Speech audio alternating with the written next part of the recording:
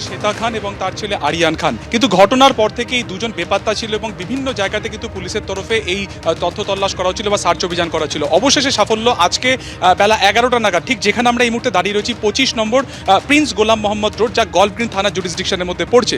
ঠিক এইখানে phone call trace করে, অর্থাৎ এই যে আরিয়ান খান যেখানে লুকিয়েছিল, ঠিক যেখানে আমরা দাঁড়িয়ে রয়েছি এখান থেকে দূরে একটি বস্তি এলাকাতে তার এক বন্ধুর বাড়িতে কার্যত লুকিয়েছিল কিন্তু এই আরিয়ান খান, এবং সেই বন্ধুর ফোন কলও কিন্তু ইতিমধ্যে ট্রেস করা হচ্ছিল এবং সেই ফোনের লোকেশন ধরেই কিন্তু আগে থেকে পুলিশের একটি দল, ডোমজুর থানার একটি স্পেশাল টিম, তারা কিন্তু এই এরিয়ার বিভিন্ন জায়গাতে তারা লুকিয়েছিলেন। ঠিক এই যে সামনে তুমি যে স্কুল দেখতে পাচ্ছ, স্কুলের সামনে যে চার রাস্তা মোড়, ঠিক এই রাস্তার মোড়ে যেই মুহূর্তে আরিয়ান খান আসে, সঙ্গে সঙ্গে কিন্তু আশপাশে গলিতে থাকা পুলিশ তারা একেবারে হাতে নাতে ধরে এই আরিয়ান খানকে। কিন্তু প্রশ্ন উঠছে যে ঘটনার পর থেকে এই আরিয়ান খান এখানে কোথায় লুকিয়েছিল, এবং এই যে লুকিয়েছিল তার হদিশ কেন কোনোভাবে পুলিশ পাচ্ছিল না। আজকে জানিয়ে রাখি সুব্রজিৎ, যে দুটি ঠিকানাতে একযোগে পুলিশের তরফে রেড করা হয়েছিল।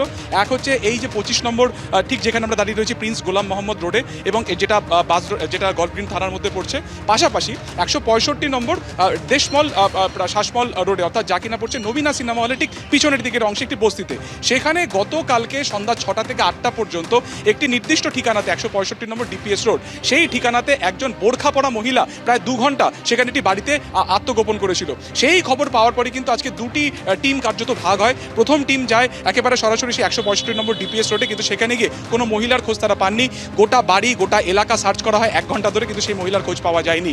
পরবর্তী সময় স্থানীয় বাসিন্দাদেরকে কথাবার্তা বলে তারা জানতে পারেন যে এখানে গতকালকে বোরখা পরে একজন মহিলা আসে, এবং পুলিশ সন্দেহ করছেন যে সেই কিন্তু আরিয়ানের মা শ্বেতা খান। এবং আরও একটি টিম, তারা কিন্তু স্পেসিফিক ইনফরমেশন তাদের কাছে ছিল যে এই যে জায়গা যেখানে আমরা দাঁড়িয়ে রয়েছি, এখান থেকে 11টার কিছু পরে বন্ধুর সাথে তার বাড়িতে চলে যাবে আরিয়ান খান। এবং যেই মুহূর্তে একেবারেই 4 রাস্তা মোড়ে আরিয়ান আসে, সঙ্গে সঙ্গে কিন্তু তাকে হাতে নাতে ধরা হয়, ইন্টারসেপ্ট তাকে করা হয়, এবং তাকে এই মুহূর্তে কিন্তু আজকে আদালতে তোলার পরে তাকে জিজ্ঞাসাবাদ করা হবে। এবং জানিয়ে রাখি যে তার মা শ্বেতা খান, অর্থাৎ সে কোথায় রয়েছে সেটাও কিন্তু তদন্তকারীরা খতিয়ে দেখছেন, এবং এতদিন তারা লুকিয়েছিলেন কিভাবে, তাদেরকে সাহায্য কে করছিল, কোথায় কোথায় তারা লুকিয়েছিলেন হাওড়া থেকে পালানোর পরে, পুরো বিষয়টা খতিয়ে দেখছেন কিন্তু তদন্তকারীরা।